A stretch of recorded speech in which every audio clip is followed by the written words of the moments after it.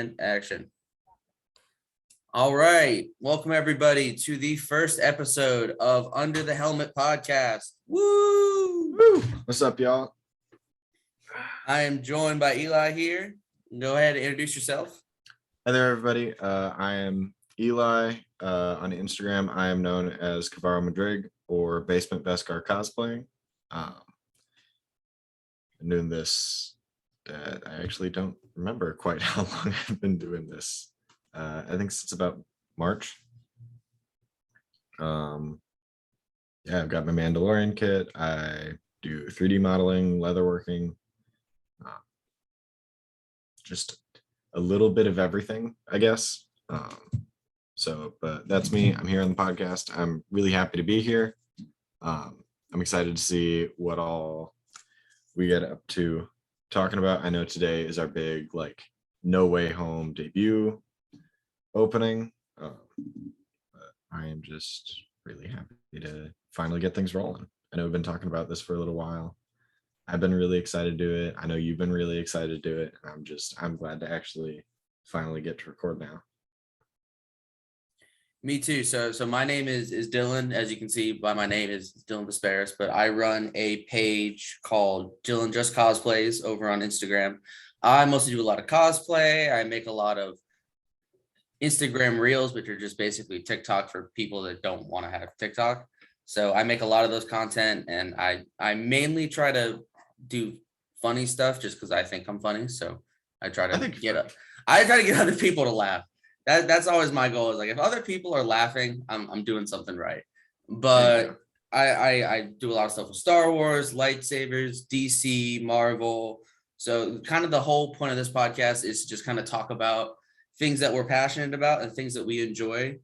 And the name Under the Helmet kind of came from the fact that, well, as you can see, he wears a helmet in all of his pictures. So nobody has seen his true face. I have not seen his face. So he's keeping with the Mandalorian creed with that one.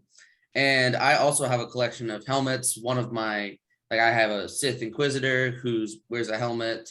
Yeah. Looking forward to actually putting together a Red Hood cosplay with a helmet, which is incoming. I think when that comes in, we'll do an episode on that. Yeah. And oh man, I am stoked. It just cleared customs the other day, so I was just like, woohoo! It's like it's in the country. Woo! All right, but anyway, so before we get into the meat and bones of No Way Home, real quick, we're gonna talk non-spoilers. What are your non-spoiler thoughts on the movie? Non-spoiler thoughts on the movie. It was I was just blown away. I laughed, I cried, I felt so many things. It was for me personally, Spider-Man 2 with Tobey Maguire has been one of my favorite movies. But I was also I was 2. I was barely speaking when that first came out. So, while I love that movie, when I first, because I got to see The Amazing Spider-Man, those 2 movies, I got to see those come out. And I was, that was middle school for me. So naturally, those have been big movies for me. And then having Tom Holland come out, as I'm like, oh shoot, he's in high school. Well, I was in high school for a lot of those movies too. So I can kind of relate to him more now. I think that's the big thing is Spider-Man is ultimately for every generation. So every generation has their movie. It's kind of like Star Wars in that, where you have the generation who loves the originals, you have the generation who grew up with the prequels, and now you have this new generation growing up the sequels as well. Spider-Man kind of has that to a degree, though it's in much more crunched down timeline, seeing as we started in the 2000s, and well, we're still here. It's just 2 decades later.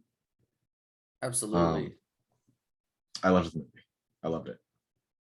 I did too. I absolutely loved the movie. I went with a friend of mine who is a huge Spider-Man fan, so she was on the edge of her seat the whole time. I am relatively new to the whole superhero comics game. I started with the MCU, so I saw the old Spider-Man movies, so Amazing Spider-Man and the Sam Raimi ones. Yeah. I saw them, but I never really like connected with them. Like I'd laugh at Right. a Spider-Man 3 meme, but I was never like really that into the movies until I saw Tom Holland Spider-Man in Civil War. Like I was Yeah. remember the day the Civil War trailer came out, and it was like I was like, oh, have you seen the Civil War trailer? No. What do No. you gotta watch it, man? You gotta watch it. And I was like, okay. So I went and I watched it. And when Spider-Man flipped out and like, took Cap's shield and was like, what, everyone? I was just like, okay. Number one, I was super hyped for Civil War because I'm a huge Captain America stan pretty much. Okay. But when Spider-Man was in the movie, I was like, all right, I like this. And I really kind of took to and related to the character. So and as the movies have gone in the MCU, I've really grown an appreciation to Tom Holland and his Spider-Man. And, a lot of people don't like his portrayal of the character. I've seen a lot of opinions change since people have seen No Way Home about Holland's Spider-Man. So we're going to get into that. So, but we're going to end non-spoilers with this. On a scale of 1 to gloves 10, are off. on a scale of 1 to 10, what would you rate the movie before we end non-spoilers? Before we end non-spoilers. Scale of 1 to 10. 1 to 10. You see, that's my problem with 1 to 10 ratings is I'm a very generous person with ratings. So I'm very inclined to give it a 10. Honest to God, I mean, at this point, I don't know if you've seen like Rotten Tomatoes score. It has a 99%. It is the highest rated like Spider-Man movie. I think it might be one of the highest rated like superhero movies Definitely of all time. And I feel that it's deserving of that. It was amazing. I agree with that as well. I would definitely give it if not a 9.5, I would give it a 10 out of 10. Just because when I watch the movie, I watch movies sometimes with a very objective lens. I'd like to go back and rewatch it and kind of see if my opinion changes. Mm-hmm. But overall, just watching the movie, I was just like, okay, 10 out of 10. Like I left the theater just absolutely mind blown. And I honestly have not seen the amount of hype and like the audience energy since Endgame. Like it was literally Endgame levels of like audience hype. And it was amazing to see because you got to see all of these people who were just true fans of the character and were just like absolutely like enthralled, like absolutely loved the whole experience. So for that, I really appreciated that. So the fact that everybody left the movie just completely just like you could just hear the people online. It's like, oh man, that was so cool. That was so awesome. Like that was a Spider-Man movie. Like, okay, I love that. Yeah. I was walking out of the theater and I was only able to book a single ticket. So I didn't get to have anybody else going with me. I was just like, well, flying solo for this one. That was the type of movie though that you could fly solo for, because there are so many people in the audience that were like true fans. Like I would not have enjoyed going to the movie with like my friend who's kind of a casual fan, like enjoys the movies, but is very much a sort of a casual Marvel fan. Like he doesn't let it dictate his life, which how could he? I don't know. I don't know. I don't get it. I'm sitting here with a Spider-Man blanket on my bed. I went to the movie in costume. I dressed up like Peter Parker from I saw that Far From Home.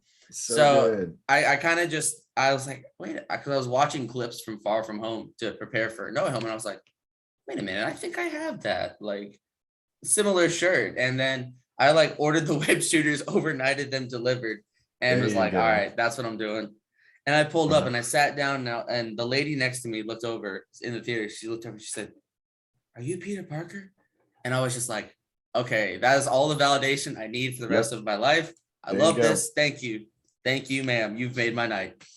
And I would have said that was the best thing that happened to me that day if the movie didn't follow. So with that wonderful segue, spoiler time. Oh boy, let's get down to the let's talk about the greatest spoiler in the movie. Happened super early. And that is the reveal of Charlie Cox's Daredevil coming back. Okay, listen. I was a huge fan of the Daredevil show. I watched it when it came out. I actually shed a couple tears when it was canceled after season 3.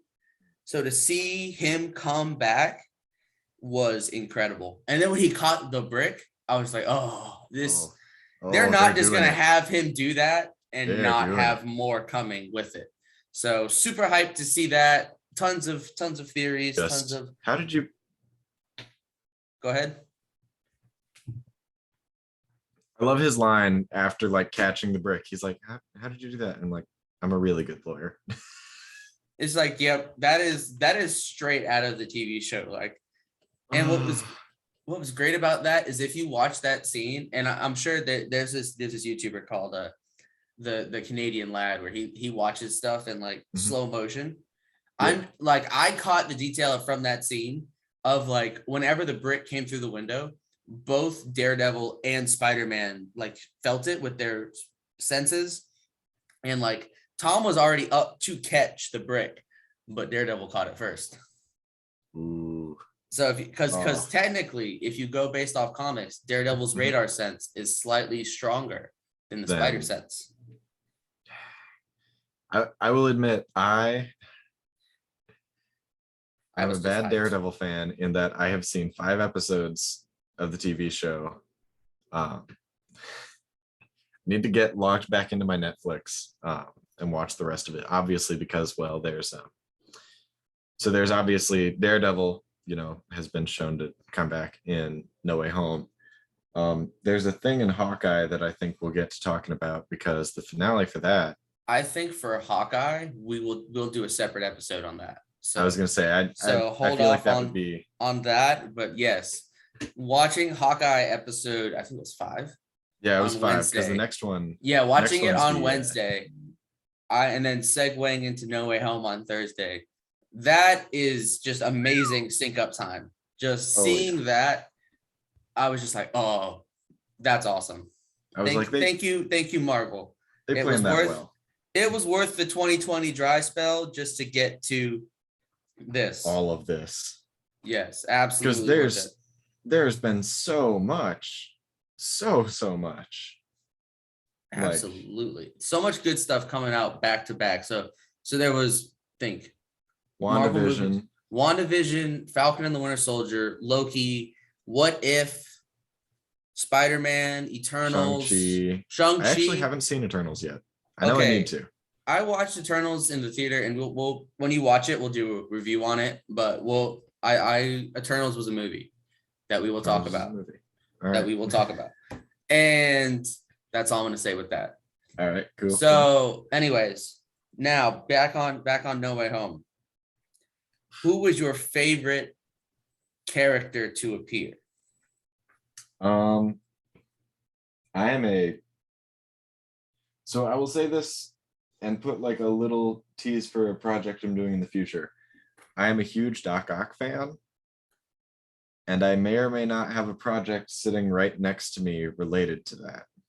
Oh, it moves. The power of the sun in the palm of his hand. Okay, so I love that they put that line back in there, especially. Yes, there were so many great references to those movies, and honestly, a lot of people have said that this movie is a love letter to Spider-Man fans, and I wholeheartedly agree. Wholeheartedly agree. Because we get Norman Osborn saying, I'm something of a scientist myself. Oh man, I want to talk about that because I am glad they did something like that just for that little cheeky, like tongue-in-cheek reference. But I'm so glad that it wasn't like overdone with that. Right. It was because there were so many memes from the Raimi movies, like it would have been really like cheesy if in the moment where we're in spoilers now, so I can say this, but the part where Toby appears, if he came out just doing the Spider-Man 3 to James Brown, it would have been funny, but it would have definitely cheapened the moment. So the fact that they got that like cheap shot meme joke out of there quickly, right? I appreciated that. They have to have done that backstage. Yeah. Like when Oh, they weren't absolutely. rolling, There's I bet definitely there's a a behind the video of scenes the three of video. them doing that. Post it, Tom Holland. Do I it. know you will. But yeah, so that was genuinely great to see when they came out. And as soon as I saw the portal with Andrew Garfield standing there, Mhm. I kind of mumbled to myself because I didn't want to say it out loud. But I definitely mumbled to myself like, wait a minute, he's not in the movie. But he said he wasn't in the movie, man. he said a lot of things. I gotta say, props to Andrew Garfield, because it is really hard as a person to get called like a liar straight to your face. Like somebody, I give him props. He had that definite energy of a kid who got like caught cheating in class, but is gonna fight to the end of just like, nah, that ain't me. Deny. It's like this is a Spider-Man. This is you as Spider-Man. Yeah. It's a behind the scenes from a Spider-Man movie. Yes. So you're in the new Spider-Man movie. No, man, that's from Spider-Man 2. That's from Amazing Spider-Man 2. But like, what scene would you be holding on to the thing with like that? And when they actually showed that moment in the movie, I kind of was just like, I laughed so hard. That was the most unintentionally funny thing. So I was just like, hey, look, it's that scene. I think there were 3 people in my theater who were like, that's the thing. That's the thing. He did the thing. He did the thing. He did the thing. Iconic Spider-Man poses, just leaned up on a bar, just posted up like. Oh Lord! If I ever do a Spider-Man photo shoot, I know I got to do post it up on the bar. I actually took a picture like that when I did my photo shoot the other night. I went by my apartment complexes, like they had a spot that I was taking some pictures at, and I was just like, I have to do this, and I was like, I can't post this for like a week. But I'm just gonna sit there and look at it and just giggle every time I see it because I know what it means. And I think I sent it to one person who like I was talking about the movie with. I was like, you've seen the movie in its entirety, right? Like, yeah. I was like, yeah. So I sent him that and they're like, okay, that's pretty funny. Spider-Man posted up on the bar. I gotta say, the banter between the 3 Spider-Men was really good too. How like that was so good. They were just like, you shoot webs out of you? Is that was great. And then you don't have to make your own web fluid? No, complaining about the web fluid. That was peak Spider-Man right there. And the fact that you could tell all 3 actors were enjoying themselves. Oh, absolutely. You could. I also love that each of them had, despite being, all of them are Peter Parker, all of them are Spider-Man, but they were all different. And that was beautiful, how different each of these characters are and how they were able to convey that on screen was beautiful. Oh yeah, because you see, like, Toby is obviously, like, of them the most experienced Spider-Man, and you can see that in the way, like, I know when we get to, jumping ahead and things, that scene with Tom's Peter and Goblin down on Captain America's shield, which that got dark. That did. Quick. That was like honestly one of my favorite parts of the movie. I was tearing up there because I was like, oh, he broke him, because nobody else had been able to do that. Like Mysterio, Vulture, all of them had gone after. I know. And what was beautiful about that was that there was no instant kill mode in his suit. There was no like deniability of like, oh, he didn't really do it. It was just the Iron Spider suit. No, that was him. That was straight up him. No mask, no filter. Like, he's like, you're gonna send me back to die. He's like, no, I'm gonna kill you myself. Like, that is the hardest thing that he has ever said. Oh. And then not to mention the fact that MCU Peter's got hands. Oh yeah. He was throwing bullets. Oh, he was not messing around. I think when he punched into the shield and it like made that denting noise, I was like, oh no. Goblin's getting his shit rocked. Oh, absolutely. Those. And also, I think because Willem Dafoe insisted on doing his own stunts for this movie, all his own stunts and all his own fights. I'm like, oh yeah, and you could definitely tell. And what was beautiful about that there was very little flashy acrobatics. There's very little like flashy like moves or anything like that. There was a couple. There was one where I think Peter did like a butterfly kick or something like that. Yeah. If you know martial arts at all. I don't. So that I know a little bit. I can't do it, but I can. It's basically where you kind of like, as you're kind of like rolling through the air, you like kick your feet in a way that helps you kind of steer through the air. But like Okay. but basically he did like one flip the whole thing, and that was that one kick, which makes sense because of his, abilities and all that. But it was just Right. cool to watch, and it's like, dang, he is just throwing just straight hands, very little Oh, yeah. kicks, very just straight up punches. Because I mean, if you are in a fight and you're emotional, that's how you're gonna react. Like you're just Right. you're not gonna think like, oh, I need to use this form and this move to win. No, you're just going off a straight pure just rage. And we see that. I mean, he's like, if it weren't for the fact of like all of the adrenaline that had to have been going through Peter's body, I imagine he would have been bawling. Absolutely. Which, And then I mean, we what see him start breaking down after Toby like swings in and like stops him. that was beautiful. Just kind of like the whole idea of the mentor being like, no, dude, like, hold on. Mhm. And what was great was that they talked about it and then they backed it up. They didn't, because like the scene where Andrew was talking about like, after a while I stopped pulling my punches, and I was just Yeah. like, because I thought about that for a second, Mhm. and I was just like, now I really want to revisit Amazing Spider-Man universe Mhm. and just watch Andrew Garfield just in that pure, just kind of rage state post Gwen Stacy. Just watching him, putting the work on someone like the Rhino. Oh yeah. And so what's interesting about that is Amazing Spider-Man, they talked about when they were talking about all the villains they fought, how Tom was talking about fighting Thanos, Toby was Yep. fighting about fighting Venom, Mhm. and Andrew's just like, I fought a Russian dude in a mech suit. And I was just like, that is a really good point about how grounded those movies really were, if you think about Right. it. Because it was really like your friendly neighborhood Spider-Man. And that was a beautiful thing. Like But everything he fought came for the most part from New York, or yeah, at least from Earth. and came from other people. And then like he saw the consequences of those actions and everything. Right. Because I mean, like, obviously, Venom is not from Earth.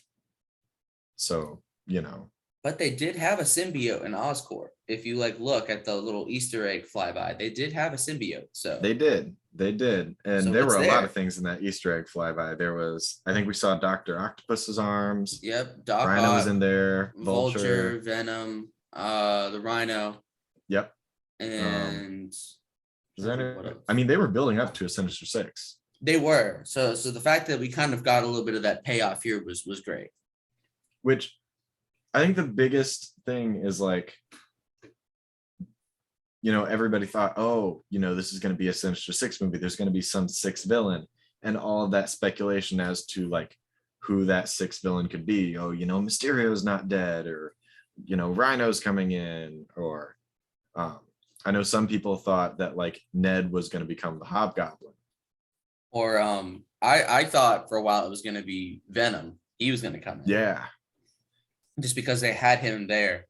And Right. somehow in the back of my mind in that final fight, I was just like, okay, where's Venom? Where's he at? He's chilling at the tiki bar learning about the snap. Yep. Well, You're drunk, Eddie. You're drunk, Eddie. Let's go skinny dipping.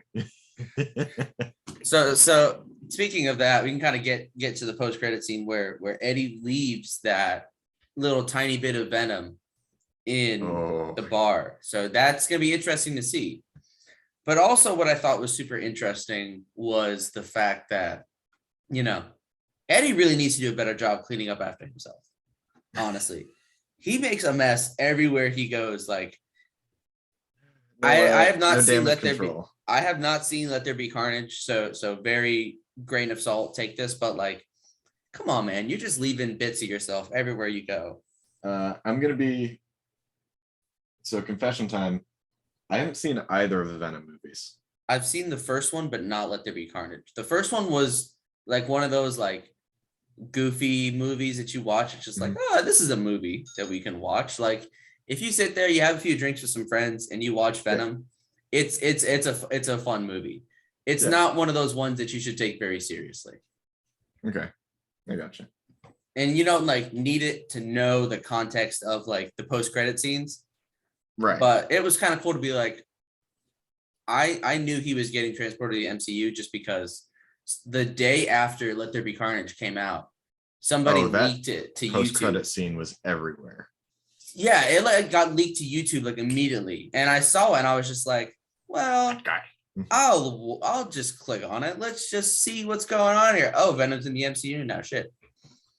I was actually scrolling through Reels on Instagram, and it popped up, and I was like, "Wait, what is this?" And it's just like that guy, and I'm like, "Oh shit, what is that?" Yeah, that's something that's super interesting is how they kind of put Eddie in there, but Right. I wish they did more with him. That's kind of my one gripe was I wish they brought Eddie in some way. I think we might see that eventually. I mean, We'll see Venom for sure, but it would have been cool to see like Tom Hardy's Eddie kind of show up, especially with Toby being there and having that history with an Eddie Brock. Right. So that would have been interesting to be like, Eddie, you're a hero, kind of. Eddie, you're not my Eddie. Yeah, you're definitely not my Eddie. You're like jacked. Big guy. Yeah. Ugh. So that would have been interesting. And then villains. All right, so let's kind of segue into the villains. Oh. So out of the Sinister Six or the five villains. Five. Yeah, the fearsome five. Which one did you feel was the strongest, and which one was the weakest? Strongest. Like character-wise. Character-wise, oh geez. I will say this: I love what they did with Goblin and having him like, because he played everyone, and you realize that like, right, like up until the scene in the condo, you don't really get that. I like that they played on that suspense where the whole time it was just like he could turn at any moment, and I really liked that because I was just like, oh man, you were just waiting. Like any minute he is gonna like just snap. Honestly, he was great, and same with Doc Ock. We'll talk about Doc Ock as well. He was awesome, but I want to talk about Electro, dude. Just because Electro was one of those ones that could have gone either way. So if Goblin had it flipped when he did, I think Electro would have gone good. I don't think he would have turned evil. Now Lizard was just stay evil. Like I knew as soon as he was staying in he stayed in the car. I'm like, oh yeah, he going to do something. He's gone. He's conniving. He's doing something. Yeah. Same with also Sandman. Sandman was pretty interesting. Sandman started out, he was the only one who wasn't like starting out from a place in time where they were actively fighting Spider-Man. I think that was really interesting. Absolutely. What I liked about Sandman is he showed up and helped, Peter defeat Electro. Right. Which was really interesting to me because I was just like, he's a pretty down-to-earth guy. I mean, he fought Venom and he fought Harry Osborn, Green Goblin. But if you think about it like that, Sandman is just like, where am I? And I mean, if you think about it, you got this electric guy running around doing stuff. You've got this Spider-Man in a black suit. I'm honestly surprised he didn't fight back against Tom at first. Right. Because if you think the last time you saw Spider-Man in a black suit, he got his teeth knocked in. Right. So that was very interesting to kind of see how he would have reacted to that. But then, I hadn't even thought of that. Because I thought of that, and this is after the fact thought of like, oh, man, think about it. Huh. But but what was great was Tom just going, I'm Peter, but now you're Peter. And he's just like, all right, okay, time to beat this electric dude. He's got it coming. Yep. Come here, Zappy boy. I do not know where I am. I do not know why I'm here. All I know is I need to beat the shit out of that taser. It's like that electric guy, gotta catch the hands. I did really like though whenever Electro had that moment with Andrew, where they kind of just had that heart to heart where he was, and they kind of had that little Miles Morales tease. Oh, don't get me started on the Miles tease. Where he was just like, I thought Spider-Man would be black. And I'm sorry. when it's like, yeah, I'm sorry. He's like, no, man, it's all good. And when he said, I'm sure there's a black Spider-Man out there somewhere, I think that's part of the cue for Miles in the MCU. Oh, yeah. Plus, also, if you think about it, at the end, depending on how reliable you consider J. Jonah Jameson to be, but he mentioned Spider-Man cultists. So what's that all about? Marvel. I mean, that could be JJ just being JJ and like downplaying anybody who supports Spider-Man, or it could be something more. I think that that could be teased too for a Miles Morales, because if you think about it, nobody knows who Peter is anymore. Oh no, nobody. Which also we'll you got to think there is still Spider-Man. Yep. But he doesn't have his old suits. Nope. The black and red one is gone. The integrated suit is gone.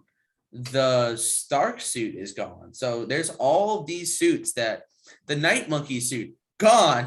We need answers, Marvel. Where's Night Monkey? Where? That's the one we care about. Night Monkey. Well, actually, no. Night Monkey kind of is in like a Dutch prison, I think. Right. Oh yeah, I forgot. So we found Night Monkey, Dutch prison.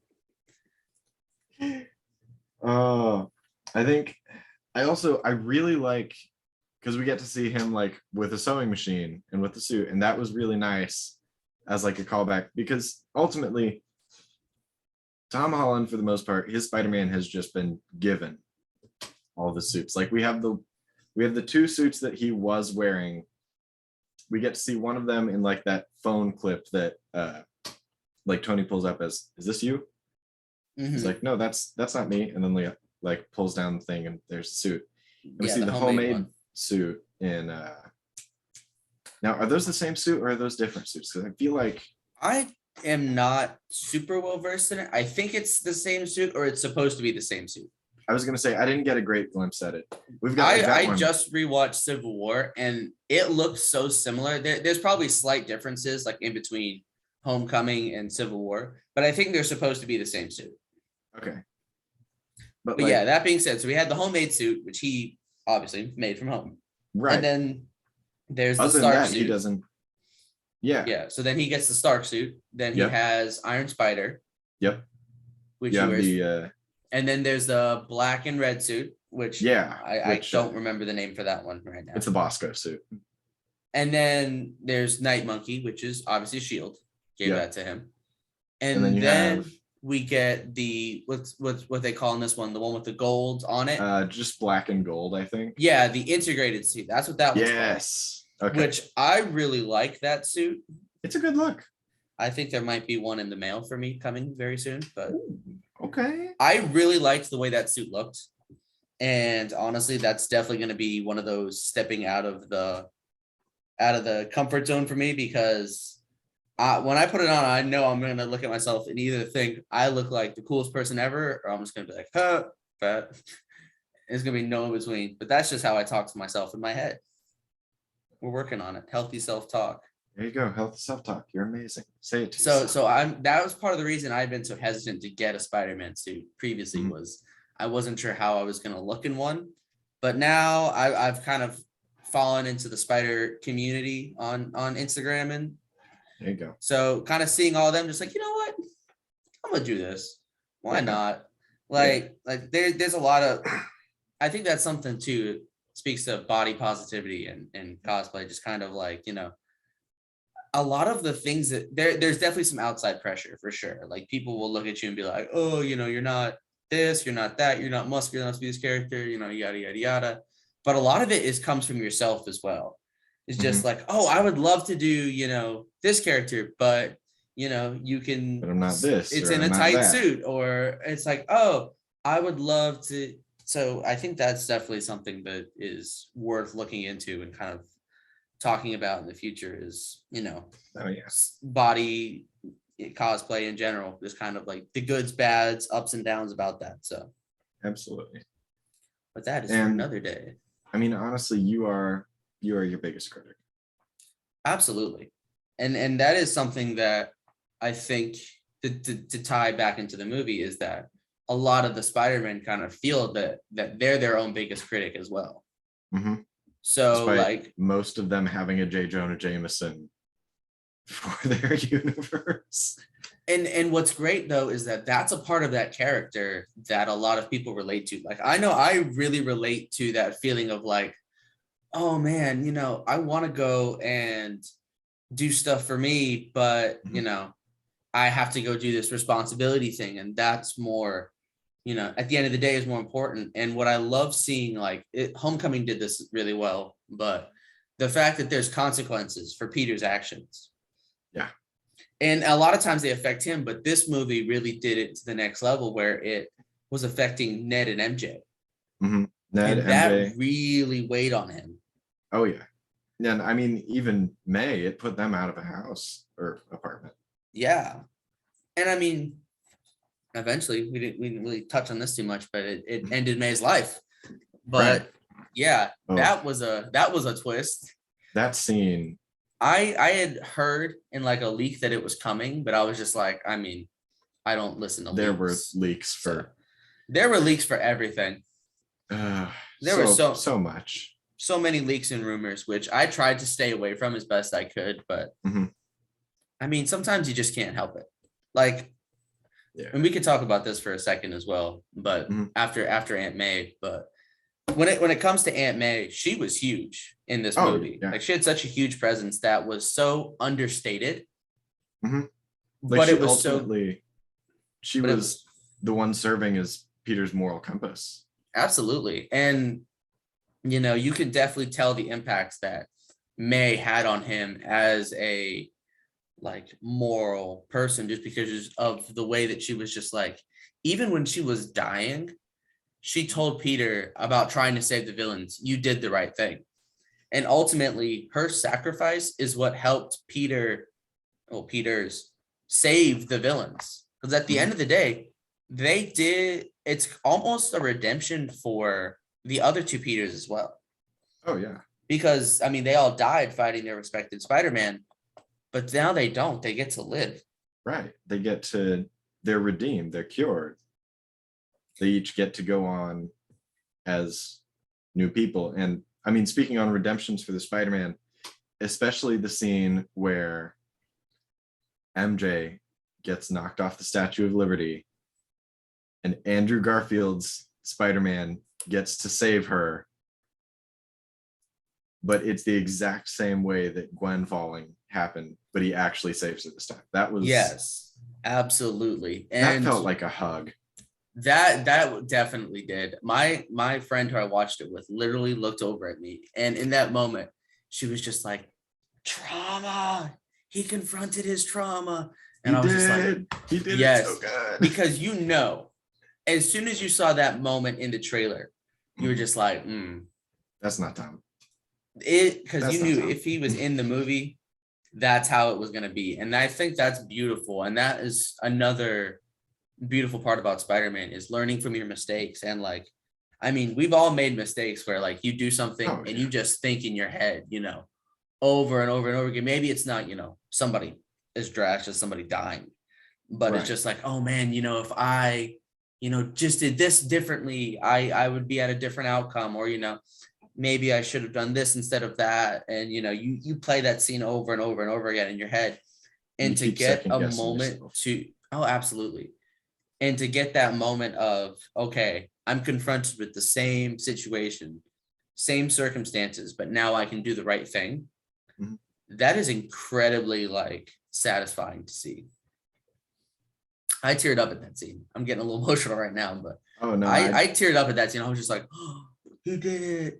there were a couple times that I did. And I mean, you see Andrew like just getting ready to bawl his eyes out after he did that. Because he's like, "You good?" And MJ's like, "Yeah, you good?" And he's Because like fighting back tears and he's like, "Yeah." absolutely, because I mean, just that is just beautiful. And that's why this movie truly is a love letter to Spider-Man and the Oh, Spider-Man absolutely. fans. I mean, they absolutely did everything right. And I don't know if you watched the credits. Oh yes. So did you see the praise for the original Spider-Man guy? I can't remember his name right now. Oh geez, the 70s Spider-Man. No, not the 70s Or not Spider-Man. 70s. The guy, the visionary guy behind the Raimi Yes. trilogy. You know, Yes. and they basically said something like, you know, a big thank you to, I think it's not Riz Ahmed, he's an actor, but I No, cannot remember this guy's name right now. But it's like Aziz something. yeah. I'm gonna have to look it up later, and I'm gonna put like in the notes like what this guy's name is, because they did such a beautiful tribute to him, just saying, you know, if it wasn't for you, we wouldn't have this like Right. movie. Because if you think about it, if it wasn't for him, there'd be no MCU. Oh yeah. There'd be no Because X-Men. There'd be no nothing. DC universe. There'd be nothing. I mean, there probably would have been the Dark Knight movies, Right. but would they have been as successful as they are? Probably not. Probably not. This So guy if not for really him started it taking all that off. risk with Spider-Man, because if you think the movies, the superhero movies before that Spider-Man were not very good.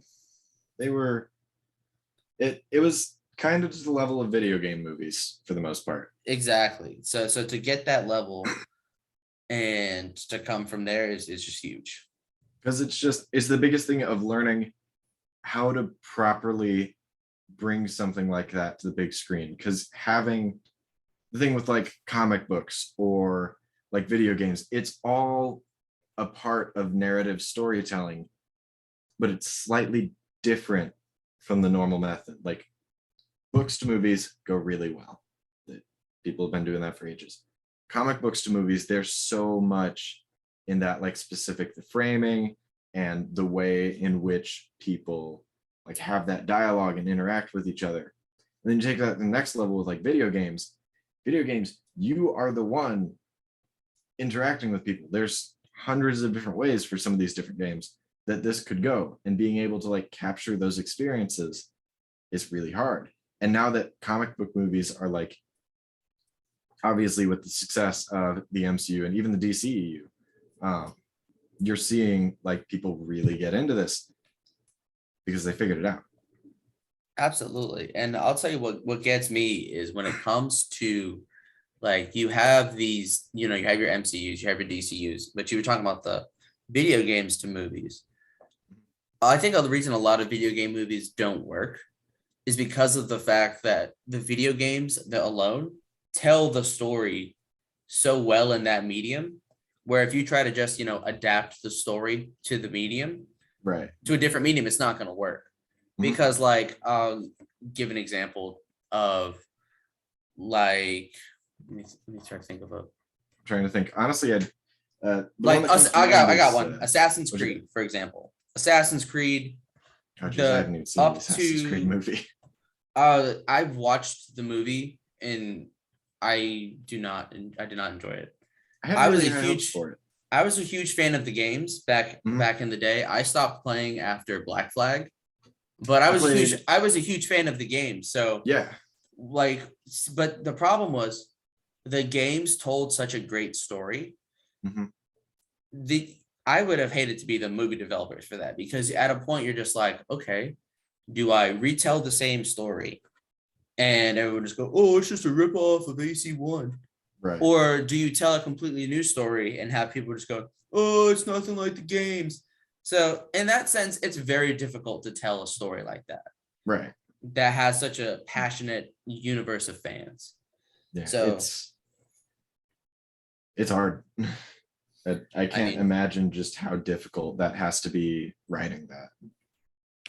Absolutely. I mean, comic book movies too, because Spider-Man is such an iconic character, and to Oh yeah. have years and years of history to draw from.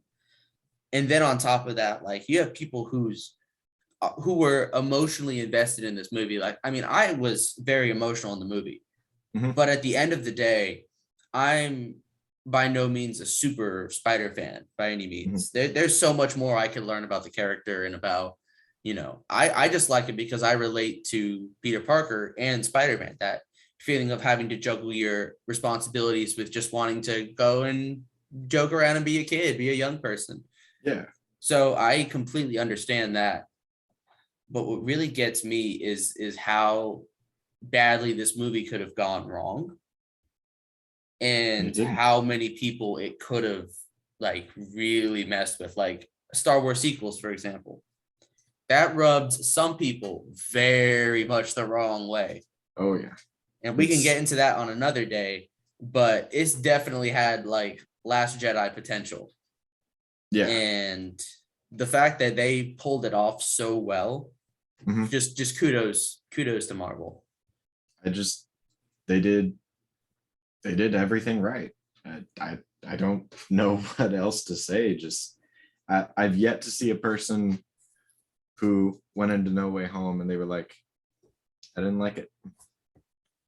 I'll tell you what, I think with time we'll definitely see people like, because this happens with like every like big movie that comes out. You always have that Right. one like contrarian that's just like, well, actually, if you think about it, the movie wasn't really that good. It's like, bro, just shut up, enjoy the movie. Like, okay, the internal logic is really inconsistent here. It's a movie about a kid that has spider powers. He shoots webs from his hands and he fights a guy named Dr. Octopus and the Green Goblin. Come on, man. One of Chill them out a actually little bit. shoots the webs out of his wrists. Yeah, one of them shoots the webs out of his wrist. Like it comes from inside of him and they make jokes about it. Okay. That's what they do. We Calm still down, don't have bro. any clarification as to how that actually happens. I think of it kind of like, which I think is beautiful because you don't need to explain it. Yeah. He doesn't even know how it works. Like, It's like I I have mean, no idea. I think about it. I think about his webs kind of like, it's going to be a weird analogy, like fingernails. So like your fingernails grow pretty quickly and Yeah. they grow pretty consistently. Like they're like, you cut your nails and they're going to come back. So I think if his webs just kind of like his body just kind of naturally produces it like your fingernails would, or your hair, just All kind right. of like that. It's just another thing that his body does. And that's my headcanon for it. All right. I could go with that mainly because I have nothing else to go with. I mean, that's just the way that makes most sense to me. Like, and I guess kind of he said he had like a mental block that kind of prevented him from Yeah. making webs for a little bit. Spider-Man 2. Yes. So I Spider-Man think 2 with is that is that if you think about it, that's a really good allegory for like, depression and anxiety of like, you have that time where you're just like, you know, I mean, we've all been there where if you're down in the dumps and you're having those moments where you're just like, super depressed, you're not going to function properly. Like your body Oh just no. does not function right. So to have that representation and have that scene of him just saying like, yeah, I had a mental block and I couldn't do my thing that makes me special. That's a beautiful message to say, you have those moments where you get knocked down and you Mhm. have those moments where you can't do those things that really make you who you are, but you just keep going and you get back up and you keep fighting through those moments. And before you know it, you'll be swinging through the city again. I think Yeah. that's beautiful. And I think that's one of the biggest things with Spider-Man is no matter how many times you knock him down, he gets back up. Absolutely. And every single version of Spider-Man just absolutely nails that interpretation, that part of him. Mm-hmm. I mean, Tobey Maguire, you have him fall off a building and messes back up. He gets back up, he's like, oh, my back. And then he's good to go. Yep. Also, I love that continuity detail. Where he's the just like, back oh, yeah, I problems. got to stretch my back hurts. Because if you think about it, That is so true. Like that is such Mhm. a human thing of just like, yeah, my back hurts, man. Like I got to stretch before I do this stuff now. I'm old. Ah, just, I mean, I think about that, and then we also see, I know we're not getting too much into like other movies, Hawkeye, but Black Widow, um, seeing them like patch each other up after a fight, that was a cool thing to see because like, Absolutely. That is such a beautiful, underrated thing because, and that's part of the reason I love stories that are more focused on like grounded heroes. Like, you got your Daredevil, you got your Black Widow, your Hawkeye, your Spider-Man, where they're, they've some of them have powers, mhm, but at the end of the day, they're still people. Like they right, still get hurt. They still, like, yeah, Captain America can get shot by an alien gun and he's fine, yeah, but he's also got super healing. Like he's right, different. And like, oh, Iron Man he fell from a space portal. Yeah, but he's got like a super protective suit on. right, It's just and then you like have like Thor, who's a a god, literal god, an like actual god. Norse You're a, god, lightning and perfect hair and all. But what's beautiful is to see these characters that are so human that get hurt and they get back up. I think that honestly is just as inspiring. oh yeah, And even like to segue a little bit into Endgame, where mhm, Cap gets up and basically faces down Thanos's army by mhm, himself with the broken shield, and after getting like stabbed and the oh yeah, shit kicked out of him. That's so beautiful as well because that it kind of keeps that same energy of, you have those what feels like overwhelming odds up against you, but then you come out and you get through it. And I think that's beautiful. I love that. It was, oh, so good. Um, Speaking of human moments and Spider-Man, I mhm, think one of my favorite and kind of underrated that I don't see a lot of people talking about mhm. is the idea of the Spider-Man at first, they don't work well together as a team. Yeah. I Oh, they're love falling that. apart. I loved that. I thought that was so great how they did not rely on each other. And, MCU Peter has to be like, hey guys, like, We have you have ever to. done this before? Which really plays to the strength. They really played to the strengths of Mhm, each of these Spider-Men. And that was beautiful to where Tom was just like, hey, I've been on a team before. I know how to, use combos with other heroes. Like, I mean, you think about an Endgame, he's flying through the air on Thor's hammer. right. He's got backup, he's got help. So to have that idea of a character saying, all right, listen, guys, we gotta Mhm. work together as a team, and here's how we do it. And I think that was a beautiful moment for them to overcome, all three of them. Absolutely. I will say I did love the line of "What are the Avengers? Is that a band? Are you in a band?" Yes, Nick Fury, super secret boy band, keeping the running joke, guys. Thanks, Marvel. There you Very go. cool. All right, so I want to kind of conclude here, kind of bring it to a close because we're right at about an hour. So final Oh, I thoughts gotcha. on the movie. Um, let's see. Uh, Doc Ock, best villain. He has my heart. Um, I loved what they did with everybody. Um, I am really excited to see where they end up going in the future. I love Tom's new suit. Um, and I'm excited about Multiverse of Madness. That's all I'm going to say about that. Oh man, we didn't even talk about Doctor Strange in this movie. Oh, we'll get there. I feel like that kind of Absolutely, deserves its own episode. that does deserve its own episode. But Doctor Strange in very this, Wong and Shang-Chi. yes. So There's a lot. I definitely share a lot of your same thoughts. Although my favorite villain was, of course, Electro, There you go. just There you go. because I really enjoyed his development as a character, where he was just kind of like on the fence the whole time, where he was just like, oh man, like should I really do this? Like, what if I liked that he was worried about losing what made him special. Mhm. And I think that's such a powerful message whenever you're somebody who's kind of come from a very like nerdy, not super popular background, where you're like, the outcast. To And you're have like, him this makes like, me well, special. now I've got this thing that makes me special, and I'm freaking Jamie Foxx now with the fresh Right. fade and everything. Like Jamie Foxx It was a pulled good out all the look. stops. It was a He was, good look. I mean, he was just Jamie Foxx for the whole movie, but he absolutely nailed it. Which, if you think about it, when you have that moment of like, I don't want to go back to being what I was before. And that's something that a lot of people who work out a lot struggle with, is that idea of like, I used to be a nobody. Now, I've done this thing to become somebody. And you always have that fear of like, going back to being, that nobody. So I really related to his struggle of like, I don't want to lose what makes me special.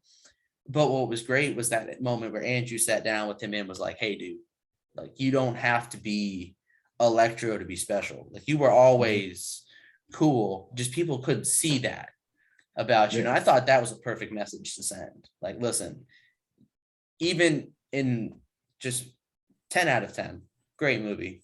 Oh yeah, it was. I could talk about this for days. I'm sure I will too. As more people see the movie, it'll be nice to kind of hear more opinions. All right. So I will end with one last question.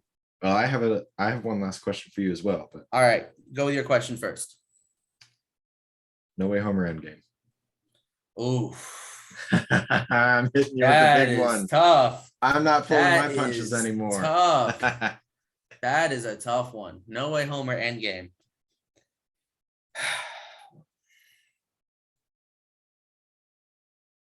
I am gonna have to go with Endgame on this one.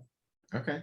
Only because Endgame was the ending of a story, and it ended the story of the MCU in such a beautiful way. I really enjoyed that. And you can say the same thing about Far From Home. So that's why this is such a hard question, is that it was such a beautiful, like, love letter to the fans. Like, both of them really were.